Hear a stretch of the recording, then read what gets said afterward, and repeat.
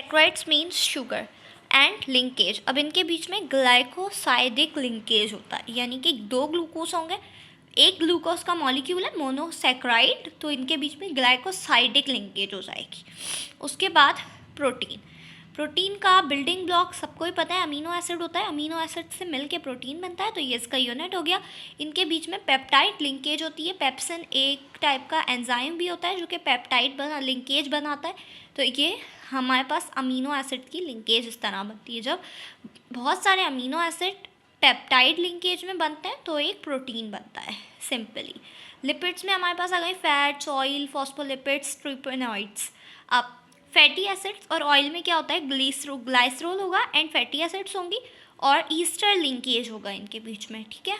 उसके बाद फॉस्फोलिपिड में glycerol, fatty acids, phosphates and chlorine. Phospholipid आ गया तो फॉस्फेट तो होना ही है, तो इसमें ईस्टर एंड सीसी लिंकेज होगी। उसके बाद टर्पेनॉइड्स में आइसोप्रेनॉइड्स यूनिट्स हैं तो सीसी लिंकेज ओनली। अब न्यूक्लिक एसिड पे आ जाए। न्यूक्लिक एसिड में सबको ही पता है डीएनए और आरएनए क्या होता है, डी राइबोऑक्सिक न्यूक्लिक एसिड इनका यूनिट है और इसका राइबोऑक्सिक न्यूक्लिक एसिड। तो ये राइबोऑक्सिक न्यूक्लिक एसिड डीएनए बनाता है और आरएनए बनाता है, और D riboxic nucleic acid nucleotides DNA बनाता है। इनकी लिंकेज क्या होती है, फोटोफॉस्फो ईस्टर लिंकेज और दूसरे में भी फोटोफॉस्फोर ईस्टर लिंकेज। ये लिंकेज होगी, राइबोन्यूक्लियोटाइड्स बनेगी, उनको मिला के एक आरएनए का मॉलिक्यूल बनेगा, एक आरएनए मतलब बनेगा हमारे पास।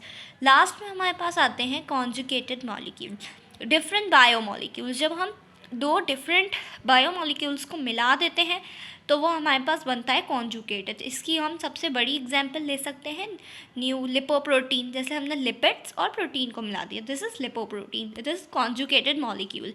इसमें डिफरेंट लिंकेज होगी क्योंकि लिपोप्रोटीन, तो लिपिड्स में जैसे कि लिपिड्स में ईस्टर लिंकेज होगी और प्रोटीन में हमारे पास होती है पेप्टाइड लिंकेज, तो ईस्टर और ये दोनों हो सकती हैं। इसके अलावा कार्बोक्साइलिक होगा या इस तरह के होंगे, तो डिफरेंट टाइप की लिंकेज होंगी। There is a variation found in literature about the percentage of biomolecule present in the cell. It is because different cells within the same body have different amount of biomolecules.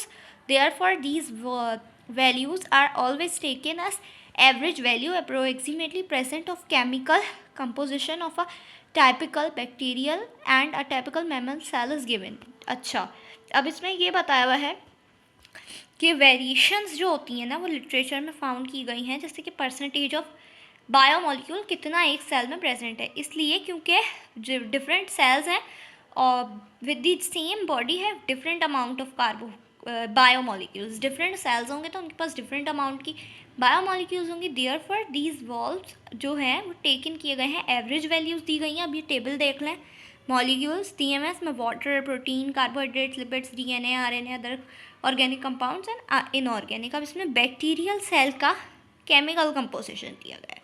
Water में 70% होगा, mammal में 70% होगा, protein 15 होगा, bacteria में, animal में 18 होगा, carbohydrates 3% होगा और मैमल में 4% होगा, लिपिड्स में 2 होगा और मैमल में 3 होगा और बैक्टीरियल में DNA का 1 होगा और इसमें 0.25 हो जाएगा, RNA का 6 होगा और 1.10 हो जाएगा और अदर ऑर्गेनिक कंपाउंड्स में 2, इसमें दोनों का सेम है। ऑर्गेनिक कंपाउंड में बैक्टीरियल और ये सेम है, जैसे वाटर सेम था, और इनऑर्गेनिक आयंस में भी 1 और 1 होगा।